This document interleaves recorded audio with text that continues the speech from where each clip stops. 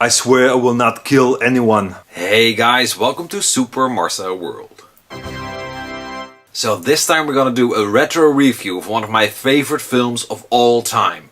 Terminator 2 Judgment Day. Further on in the video I'll talk about the 3D remaster. Here we go. The story. In a failed attempt to kill Sarah Connor, Skynet sends back another deadly machine, the T-1000. But this time it's to kill her son, John Connor, the future leader of the Resistance in the war against the machines. And luckily the Resistance also sent back a machine, this one to protect John.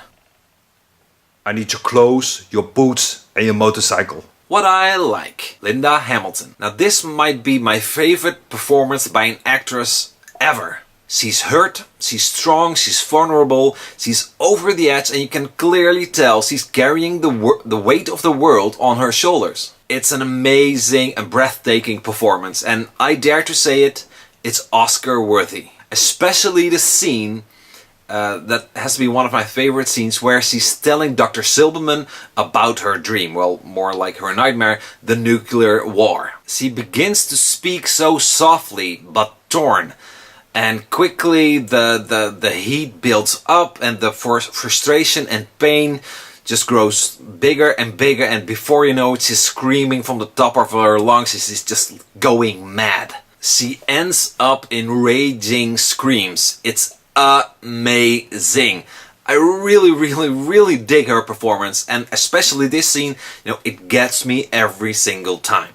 The T-1000. Without a doubt, one of the most spectacular and most badass villains in movie history. Not only by its abilities and by its design, but mostly because of the way Robert Patrick played it. Robert Patrick's performance is scary and, in certain ways very animal-like. He certainly has the eye of the tiger, the scanning around that he did and looking around that mall. Ugh, perfect. The nightmare. This is probably the most intense and most powerful scene in the film. It's, after all these viewings, it's still hard to watch. We see children turning to dust, buildings being torn apart, Sarah being on fire and screaming from the top of her lungs. The best thing about it is that almost everything is done practical. Practical effects, the way I love it. Today this would never happen. They would totally CGI this scene to death. And another thing, we see kids being destroyed. Something tells me this would never happen today. And once again, Linda Hamilton, also in this scene, is just astounding. A mimetic polyalloy. What the hell does that mean? Liquid metal. What I don't like. Pfft, get out of here. Okay, there's one thing, and it's not really something I don't like, but, well, maybe just a little bit, but I do have questions about it. They destroy about everything that could set up Skynet. There's one very important thing that they either missed or they used it to set up a possible T3, I don't know. In the fight between the T-800 and the T-1000 at the steel mill, the T-800 loses its arm. And they never ever came back to that arm, because it's still in the machine where he lost it. So this either was a movie mistake, they totally forgot about it, which might be a little bit weird, but maybe. Or second, James Cameron did this on purpose, because if he ever wanted to do a T3, that might be used. But as far as I know, Cameron always said that with those two films, he told the story that he wanted to tell. But, maybe he did it as a way if he would ever change his mind. I don't know. And maybe the new movie, which Cameron is producing, will pick up on that.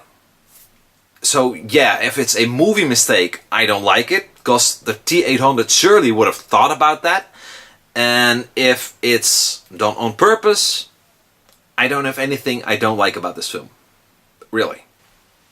Get down. The 3D remaster. In an interview, Cameron said that the only thing that he adjusted in the film was the windshield that falls from the T-1000's truck. At the beginning, when it's jumping off that bridge, the windshield always used to fall out of the truck and it would be back in the next shot. This always bothered Cameron and he fixed that. So now in the new version, It falls down and the windshield stays in, and it's done perfectly, you can't even tell.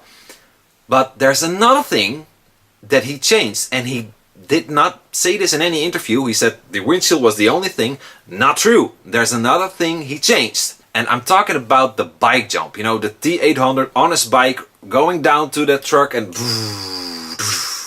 going through there.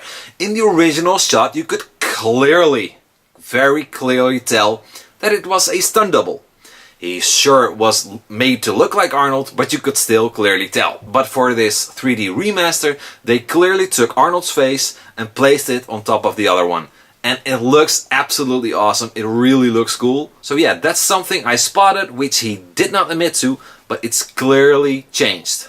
Most magical moment. My favorite moment in the film is near the ending, where the two trucks are racing towards the steel mill and the T800 climbs out of his truck over to the T1000's truck, blasts through the windshield until his gun is empty. Then he swings to the side of the truck, pulls the wheel, making the truck flip, and it, you know, it just slides towards the steel mill. And it's whoa! That part, the climbing out from truck to truck and making it flip.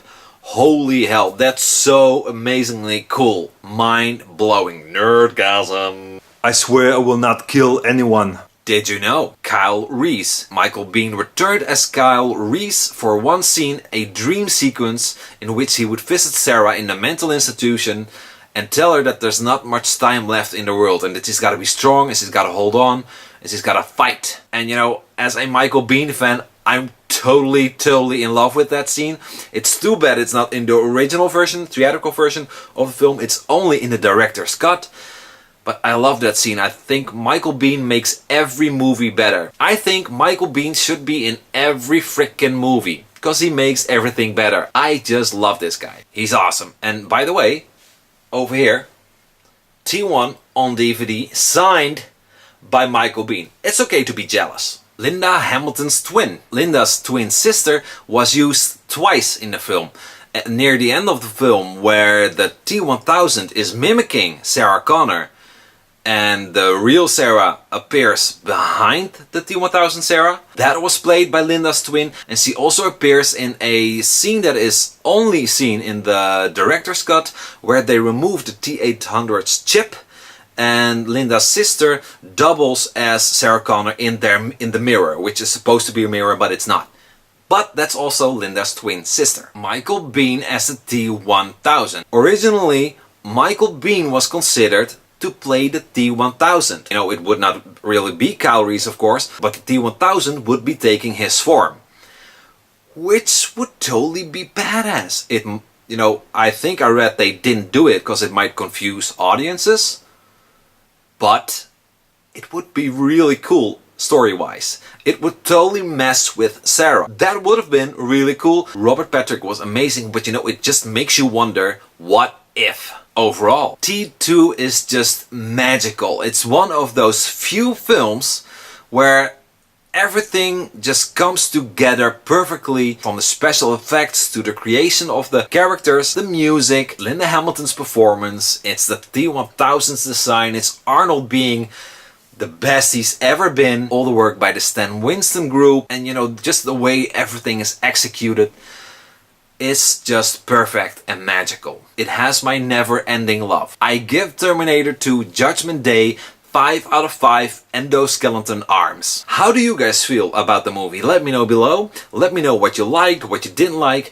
If you have the time, hit the like button, subscribe, check out some of the other videos, and of course, as always, I hope to see you back next time. Bye! Hasta la vista, baby.